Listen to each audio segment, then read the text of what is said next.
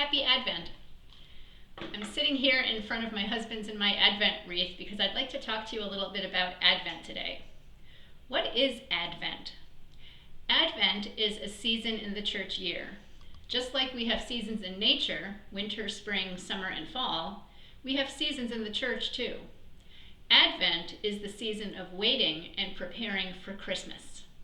Christmas is a pretty special celebration, isn't it?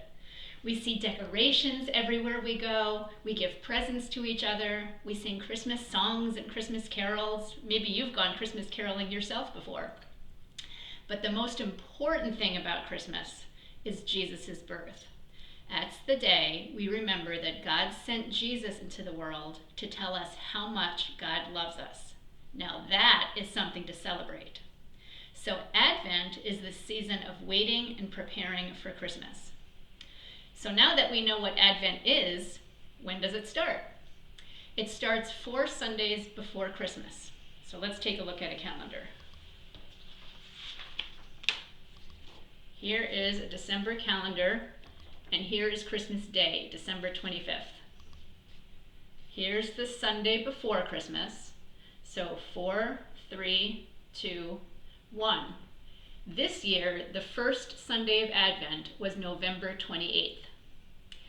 As I am sitting here in front of this Advent wreath, I have one candle lit because as I'm recording this, the first Sunday of Advent was just a few days ago. So we're in the first week of Advent. Next Sunday, we'll light 2 candles, and then 3, and then on the 4th Sunday of Advent, we'll light 4, and on Christmas Eve, we light all 5, including the one in the middle. We call that one the Christ candle. Maybe you have an Advent wreath like this at your house. When I was growing up, my mom used to make an Advent wreath out of real evergreen branches. She'd get a whole pile of them and tie them together in a circle with string and attach the candles on top in candle holders. The smell of that was like sticking your nose into a real Christmas tree. But your Advent wreath doesn't have to look like this at all. Like, for example, you can make your own. I just cut out of green construction paper this circle. It kind of looks like a giant donut. And I have some tea lights.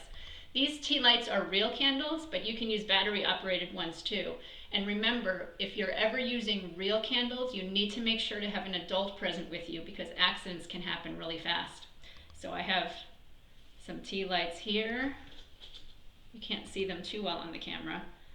4 tea lights and one in the middle. And there you go, an Advent wreath. You can decorate your wreath. I just made mine simple and cut it out of paper.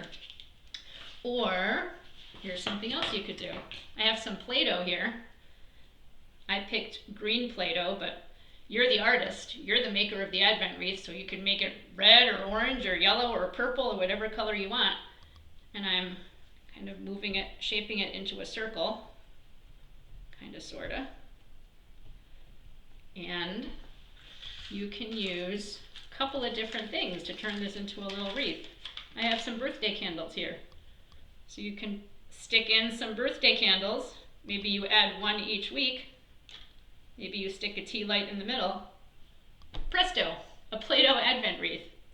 Or if you really want to get creative and make something, I have toothpicks and I cut out little paper flames. All right, I guess they kind of look a little more like flags than flames, but you get the idea. Same kind of thing. Stick them in your Play-Doh wreath and you have, ta-da, an Advent wreath. I bet you can come up with ways to make your own Advent wreath too. However you decide to make one, if you decide to make one, I hope that it'll be fun for you, and I hope that Advent will be a special time of waiting and preparing for Christmas. Come back next week to learn a little bit more about Advent and some other ways that we can count down the days. Blessings on your Advent.